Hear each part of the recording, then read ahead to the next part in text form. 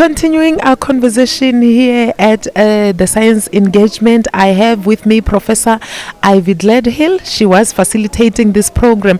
Professor, welcome to Ubuntu Radio. Thank you so much. Ubuntu is a wonderful name for a radio. Ubuntu is a beautiful name indeed. As the facilitator of the panel discussion that was happening here, what are some of the topics that were covered, and how do you think the discussion will contribute to the overall objectives of this event? So this was an important discussion because there were scientists involved, and mostly health and medical scientists.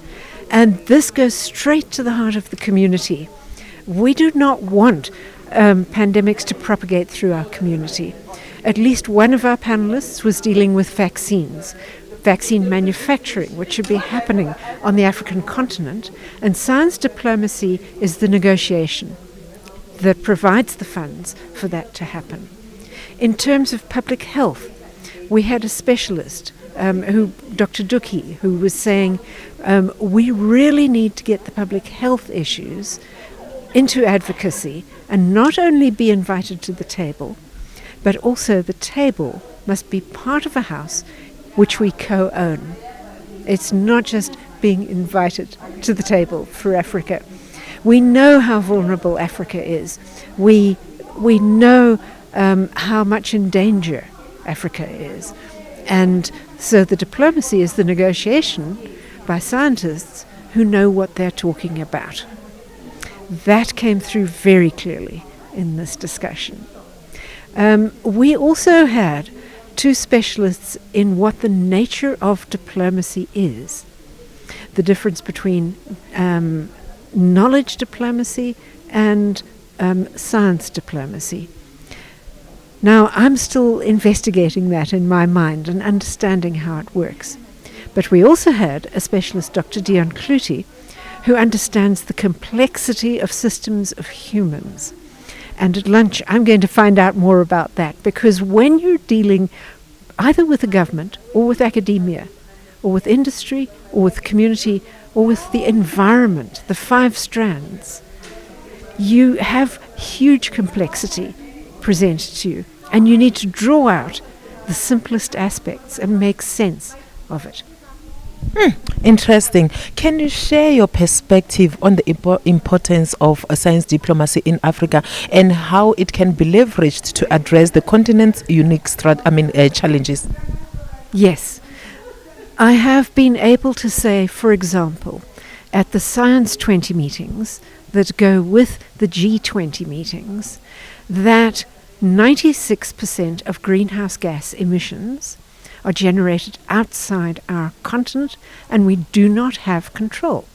We only would like to exert our influence to say, please reduce greenhouse gas emissions, because our lives depend on it. That is an example of a short, sharp statement from people who know what they're talking about, who have the evidence in front of them that says this is what we need to negotiate with you about. And that's where the diplomacy comes in. We need the ambassadors as scientists. They need us as scientists. Talk to me about the organization that you represent, ASSAf, and its involvement in science diplomacy. So ASSAf, the Academy of Science of South Africa, pulls together the senior experienced scientists of the country and makes them available to solve problems. So I think you saw that when COVID was taking us all by surprise, it was ASSAf that pulled together not only the doctors who stood in front of the cameras, the doctors Abdul Karim, both Karaisha and Salim, and Dr. Mahdi, but the economists who said, what happens if we shut down the economy? We need to get it back as soon as possible. The historians who said, these are the pandemics we've had before, and this is the way they've been handled. We can do it better. The mathematicians who immediately jumped in and said, we can make you a model of this. The physicists who jumped in and said, we deal with huge amounts of data. We can make it available to the public in a way that is digestible so that you can see what you really want to know. Is the fatality rate going up? Is it coming down? What is happening? The health specialists who said this is the way an epidemic evolves.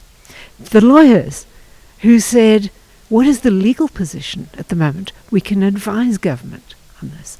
So all those things are pulled together through an academy. And we found that the arts and the humanities were deeply involved as well.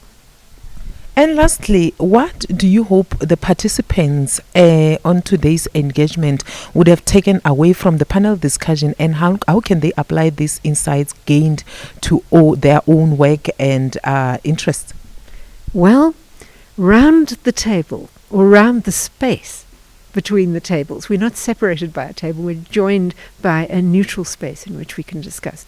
We had a large number of ambassadors from different countries, particularly from SADC and from BRICS. And they were deeply interested in this discussion. First, for the question, what is science diplomacy? What are we talking about here?